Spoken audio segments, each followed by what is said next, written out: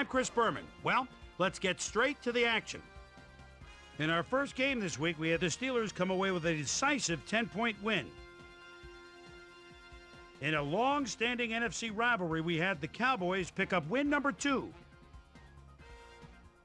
Boo Williams had a stellar game, but all said and done, his performance wasn't enough to lift his team to a victory. Michael Bennett rushed for over 50 yards and helped his Vikings beat the Texans. We had a big injury in this one, and Trey has the lowdown for us. Trey? All right, Chris, thanks.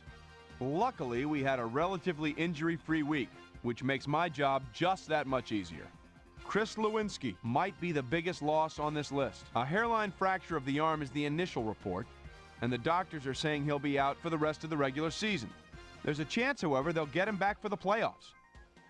So that'll do it for now. Chris, let's send it back to you.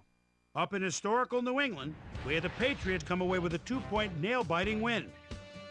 Panthers, Broncos. Deshaun Foster is backed up in his own territory. Tries to bounce outside. He'll have the first down. Shakes another tackle. Goes down the sidelines. Wait a minute.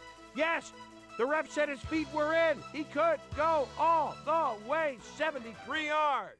The Panthers go on to win this by the final score of 24-3.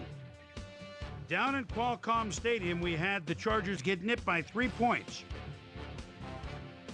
The Colts airmailed 300-plus yards in their victory at the RCA Dome.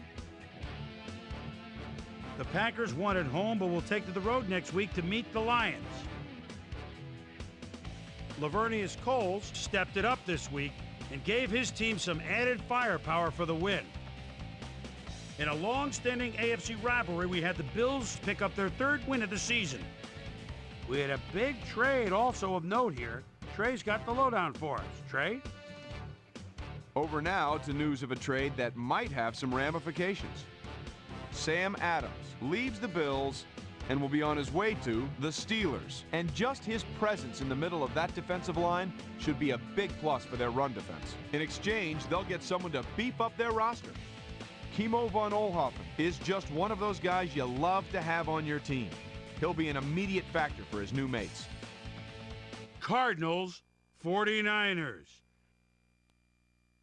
Kevin Barlow is just thinking, let's get out of the shadow of our own goal line. There's a first down. What shadows?